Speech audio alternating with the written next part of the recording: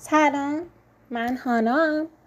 این کانال مدیتیشن منه و قراره که با همدیگه هر روز یک مدیتیشن ساده و کوتاه و کاربردی رو با همدیگه انجام بدیم. این اولین ویدیو منه و ازتون میخوام که نظرات خودتون رو حتما بنویسین، کانال منو سابسکرایب کنید و از من حمایت کنید. دوستتون دارم. بریم که با هم شروع کنیم. خوش اومدی به این لحظه آروم. الان فقط کافیه یک جای راحت باشی، بشینی یا دراز بکشی. چشماتو ببند. روزت رو کامل به خاطر بیار.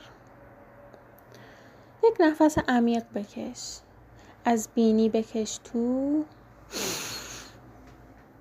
از دهان بده بیرون. دوباره آروم و عمیق. دم، بازدم. حالا بذار شونه هات شل بشن. احساس کن سبک میشن. صورتت رها میشه. فکت، چشمات، پیشونیت، همه چی داره آروم میشه. ذهنت ممکنه پر از فکر باشه. اشکالی نداره.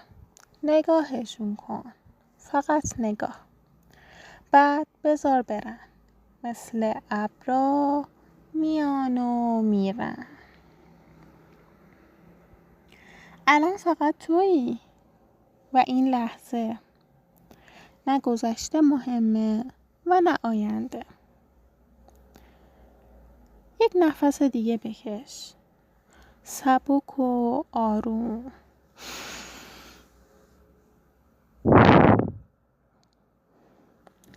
حالا ازت میخوام سعی کنی یک لبخند کوچولو روی لبات بیاری. حتی اگه ساختگی باشه.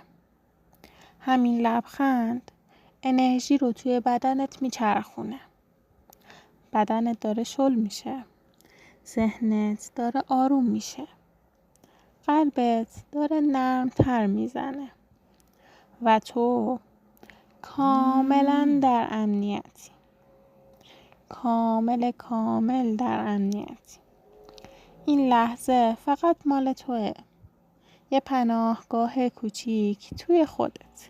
اینجا رو همیشه داری یا هر وقت که خواستی میتونی برگردی.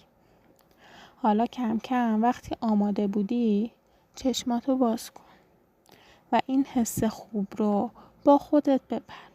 آروم و سبک مثل نسیم. شما هر روز میتونید 2 بار یا 3 بار به این مدیتیشن گوش کنید و بتونید خودتون رو از غوغاهای این جهان برای لحظه دور کنید. در اپیزودهای بعدی به صورت پیشرفته تر در خدمت شما هستم. خدا نگهدار.